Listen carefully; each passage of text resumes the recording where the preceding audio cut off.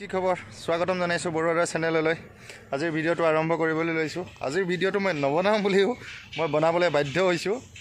মানে বেলেগ একো নকওঁ, মানে অগ্নিনাভ বাবাৰ নামৰ যোনখন অনলাইন ব্যৱসায় চলি আছিল সেইখনটো চলি আছে। আকৌ শুনিবলৈ পাইছোঁ আজিকালি বোলে বেজালিও কৰা আৰম্ভ কৰিছে। ভগৱন্তৰ নামত টকা পইচা লুটি সকলোখিনি কৰিছে, তাৰপিছত এতিয়া আকৌ বেজালি আৰম্ভ কৰিছে। মই এনেই কোৱা নাই, আমাৰ আকাশদ্বীপ ডাঙৰীয়া মুখৰ পৰা শুনিব যে কৈছেনে নাই বা বেজালি কৰিছেনে নাই, আগতে সেইটো শুনি লওক, তাৰপিছত মই বাকীখিনি কৈ আছোঁ আপোনালোক। অলপ জানি কিছু জবাব কৰিলে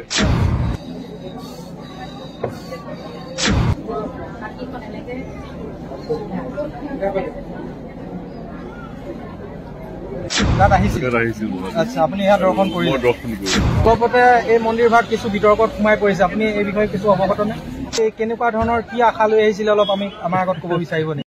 অনলাইন শৰাই অফলাইন শৰাই মিলি দিনটোত 23 লাখ 24 লাখ টকা ইনকম কৰে, সেইটো দি জোৰা নাই। এতিয়া লাষ্টত গৈ পেলাই বেজালি আৰম্ভ কৰিছে। আকাশদ্বীপ ডাঙৰীয়াই ক'লেই যে জৰা ফুকা কৰিছে, বেজালি আৰম্ভ কৰিছে। এতিয়া মানে বেজ কৰিহে খাব ত্ৰান্তিক। এতিয়া অনলাইনৰ টকাই অফলাইনৰ টকাই ভগৱন্তৰ নামত বিজনেছ কৰি হোৱা নাই, এতিয়া আৰু বেজালিত নামিছে বোলে। এতিয়া বেজালি কৰিহে খাব।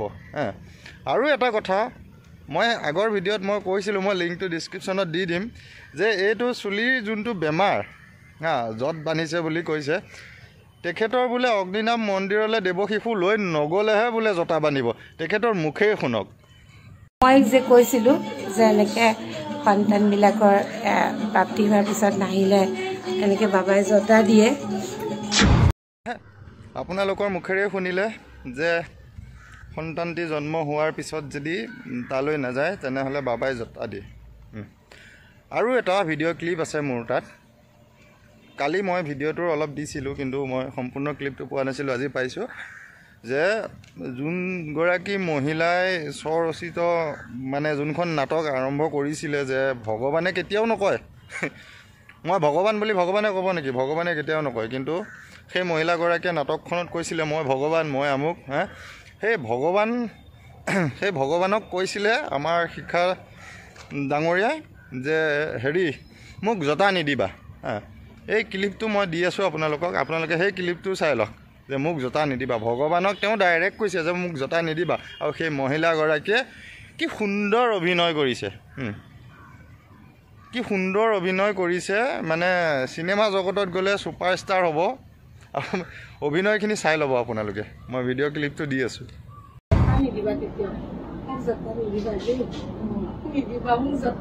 পুৰা সোমাই নিদিব। মই আহিছে বুলি লগালগ নহ'ব, সময় থাকিব দেই। ভগৱান বুলি লগালগ কৰিব নোৱাৰো, সময় আছে। কিছুমান পৰীক্ষা লৈ আছো। মই জানো, মই জানো তুমি পৰীক্ষা লৈছা, কিন্তু মই জানো তুমি পৰীক্ষা লৈছা, মই জানো। এয়া মোৰ মানুহৰ খং বহুত বেছি, তুমি খংটো কমাই। গতিকে আপোনালোকে চালেই অভিনয়, সুন্দৰ অভিনয় কৰিছে। আৰু এটা কথা, আৰু এটা একদম বেষ্ট ৰহস্যৰ কথা মই ক'ম। বেংকৰ ঋণ পৰিশোধ কৰিলে অগ্নিনাভ বাবাই। কথাটো হাঁহি উঠিছে, কিন্তু মই ভিডিঅ' ক্লিপটো দেখাম, আপোনালোকে কওক। প্ৰথমতে অনলাইনত ভগৱান ওলাল, ভগৱানে অনলাইনত শৰাই গ্ৰহণ কৰে, সকলোখিনি গ্ৰহণ কৰে। লাষ্টত অগ্নিনাভ বাবাই বেংকৰ ঋণো পৰিশোধ কৰিলে। মই মিছা কোৱা নাই, মই এভিডেঞ্চ দিওঁৱে আপোনালোকক। মোৰ প্ৰত্যেকটো ভিডিঅ'তে মই প্ৰুফ থাকিলেহে মই কথা কওঁ, প্ৰুফ নাথাকিলে মই কথা নকওঁ। গতিকে ভিডিঅ' ক্লিপটো দেখাম আপোনালোকক। সেইটো কথা কওক যে ভগৱানে এতিয়া মানে বেংকৰ ঋণো পৰিশোধ কৰিব পৰা হ'ল ভগৱানে। আৰু কিবা ক'বলৈ বাকী থাকিলে, অন্ধভক্তই এতিয়াও বুজি পোৱা নাই যে এখন মানে ভগৱন্তৰ নামত যে এখন যে ড্ৰামা কৰি আছে, যে এখন যে নটংগী কৰি আছে, এতিয়াও বুজি পোৱা নাই অন্ধভক্তই এতিয়াও মোকে খোৱা কামোৰা কৰি আছে অন্ধভক্তই। মই এভিডেঞ্চ সহকাৰে দি আছোঁ, তথাপিও মোকে কামোৰটো মাৰি আছে যে মইহে ভুল কৰি আছোঁ। মই সম্পূৰ্ণ প্ৰুফ দিছোঁ আপোনালোকক। মোৰ ভিডিঅ'ত মই ভিডিঅ' ক্লিপ দিছোঁ। আৰু মই নিজে কোৱা কথা নহয়, তেওঁলোকৰ মুখৰ কথাই মই আপোনালোকক কৈ আছোঁ। আহক বেংকৰ ঋণনো কেনেকৈ পৰিশোধ কৰে আমিও চাওঁ। নমস্কাৰ, সকলোকে অগ্নিনাভ শিৱ মন্দিৰলৈ স্বাগতম। এয়া হাতত ৰাজহুৱা বন্তি লৈ আছোঁ। বাবা আছে সন্মুখত আৰু এগৰাকী ভক্তই তেখেতে ৰাজহুৱা বন্তিত সেৱা লৈ কি পালে সেইখিনি ক'ব, কিন্তু তেখেতৰ মুখখন দেখুৱাবলৈ মানা কৰিছে, সেইকাৰণে তেখেতৰ মুখখন মই নেদেখাওঁ। কেৱল ৰাজহুৱা বন্তিত মই কি ধৰণে সেৱা ল'বলৈ কওঁ আৰু সেইধৰণে সেৱা লৈ পেলাই তেখেতে কি পালে সেইখিনি আপোনালোকক এতিয়া জনাব। আপোনালোকে শুনক। আৰু হাততে এয়া ৰাজহুৱা বন্তি গছ দিয়াৰ পিছত প্ৰথম মই এটা লাইভ দিওঁ ৰাজহুৱা বন্তি। ৰাজহুৱা বন্তি গছৰ লাইভটো দিয়াৰ পিছত ইয়াতে যদি কম ভক্ত থাকে তেখেতসকলক আশীষটো চাকি গছৰ দিয়া হয়। আৰু আজি এয়া তেখেত আহি পাইছেহি। তাৰপৰা এয়া মই ৰাজহুৱা বন্তিক আশীষটো দিব খুজিছে। তেখেতে তেওঁৰ কি পালে ৰাজহুৱা বন্তিত সেইটোকে জনাইছে আৰু আপোনালোকক শুনাইছোঁ, খালি তেখেতৰ মুখখন দেখা নাপাব। কোৱা তুমি। ওম নমঃ শিৱায়। মই একচুৱেলি ছিংগল পেৰেণ্ট হয় আৰু মোৰ লাইফত বহুত ষ্ট্ৰাগলছ আছে, চলি আছিলে সেইখিনি। তাৰপিছতে মই এদিন এনেকৈ ফেচবুকত পেজটো চাই থাকোঁতে মই বাইদেউক হেৰিটো অগ্নিনাভ শিৱ মন্দিৰটো দেখিলোঁ।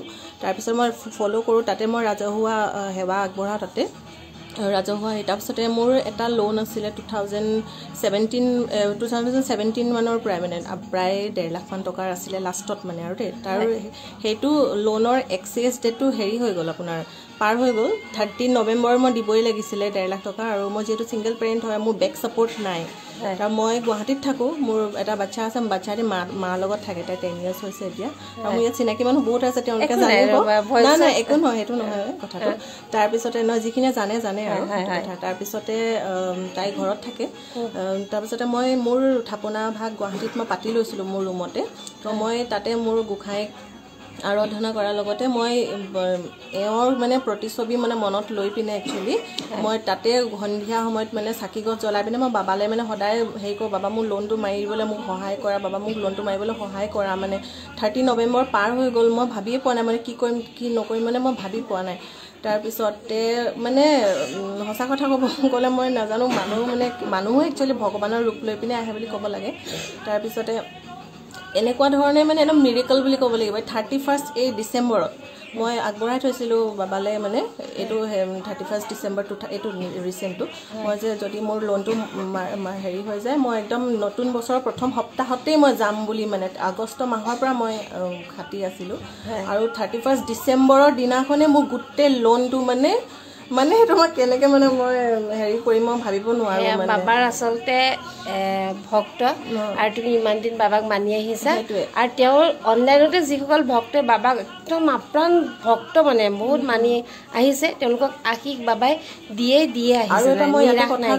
আৰু এটা কথা কওঁ, বায়ে শিখা বায়ে যেনেকৈ কৈছিলে, আপোনাৰ কোনোবা যদি ভক্ত দূৰণি বাটৰ পৰা আহিব নোৱাৰে, তো তেওঁলোকে মোৰ দৰে মই কৈছিলে যে তেওঁ যে মনতে কিবা এটা অৰিহণা আগবঢ়াই দিবলৈ, হয়তো কোনোবা মগনীয়াক দান দিব কৈছিলে, নহ'লে ওচৰৰ নামঘৰ ওচৰৰ মন্দিৰত গৈ নহ'লে কোনোবা দুখীয়া মানুহক নহবা সৰু ল'ৰা ছোৱালী, মই সেইকেইটা কওঁ, মই 4টা কওঁ কৈছিলে।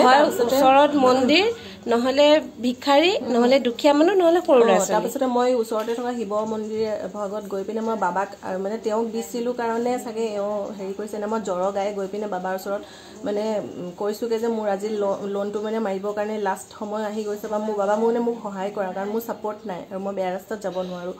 তাৰপিছতে মোৰ ছোৱালীজনীক লৈ পিনে গৈছিলোঁ। তাৰপিছতে হেৰি এইটো কি বুলি একদম মিৰেকল মানে। তাৰপিছত মোৰ একচুৱেলি ব্যৱসায় আছে, অসমীয়া গহনাৰ মোৰ ব্যৱসায় আছে, তো সেইখিনি মানে ভালকৈ চলি আছে। তাৰপিছতে এতিয়া মানে একদম 31 ডিচেম্বৰৰ দিনাখনে বাবাই মোক মানে একদম নিউ ইয়েৰ ছাৰপ্ৰাইজ এটা দিছে, মানে গোটেই লোনটো মানে মোৰ NOC পাইছোঁ আৰু বেংকৰ পৰা, মানে যে ক্লিয়াৰ হ'ল বুলি। ভাল মানে সেইটো কাৰণে মই সকলোকে জনাইছোঁ, মনত ভক্তিভাৱ থাকিলে মানে। আৰু ৰাজহুৱা বন্তি গছতেই সকলো হৈ যায়, কাৰণ মই একেখন হাতে আগবঢ়াওঁ ৰাজহুৱা বন্তি গছ, আৰু একেই প্ৰাৰ্থনা, খালি মই পৃথককৈ দিব নোৱাৰোঁ, ৰাজহুৱাভাৱে সকলোৰে কাৰণে কৰোঁ। সেইখিনিকে ভক্তই মানি ল'লেই হ'ল। আচলতে ৰাজহুৱা বন্তি গছ সেইকাৰণে দিয়ে, কাৰণ সকলোৰে কাৰণে সম্ভৱ নহয় এগছকে দিয়াটো। হাতখন বিষাই গৈছে। ঠিক আছে, ইমান মহিমা মানে এইটোতে প্ৰমাণ পোৱা গৈছে। আৰু ৰাজহুৱা বন্তি এই গছে হাততে লৈ আছোঁ। তো আজিলৈ ভিডিঅ'টো সামৰিছোঁ।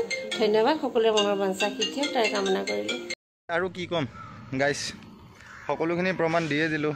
এতিয়া বুজি নাপালে মই কি ক'ম, অন্ধভক্তই যেতিয়া বুজি নাপায় মই কেনেকৈ বুজাম। ভিডিঅ'টো চাই কমেণ্টত জনাব আপোনালোকে কেনেকুৱা পাইছে ভিডিঅ'টো জনাব। আৰু দুজন ব্যক্তি মোৰ চেনেলত বহুত বেয়াকৈ কমেণ্ট কৰিছে, মই নাম কৈছোঁ। এজন হ'ল অনিল বৰা নে বৰুৱা হ'ব, আৰু এজন উৎপল ঠাকুৰীয়া। উৎপল ঠাকুৰীয়া মই তই বুলি কৈছোঁ, মই তোক চিনি নাপাওঁ, তই কোন হয় মই নাজানো। মোৰ লগত তোৰ কিবা দুশ্মনী আছে যদি সেইটোও মই ক'ব নোৱাৰোঁ, কিন্তু মোৰ লগত যদি দুশ্মনী আছে মোৰ লগতে দুশ্মনীটো ৰাখ। মোৰ মা দেউতা বাই ভনী ভাই ককাইবিলাকক লৈ এনেকুৱা কমেণ্ট নকৰিবি, কিন্তু এইটো মোৰ লাষ্ট ৱাৰ্ণিং। এনেকুৱা কমেণ্ট নকৰিবি, ঠিক আছে? মোৰ লগত কিবা দুশ্মনী আছে, দুশ্মনীটো মোৰ লগতে ৰাখ। মই চিনি নাপাওঁ তই কোন হয়, আৰু মই জানিবও নিবিচাৰোঁ তই কোন হয়। আৰু যাৰ প্ৰলোচনাত তই যে মোক কমেণ্টটো কৰিছ সেইটো মই ভালকৈ জানো, ঠিক আছে?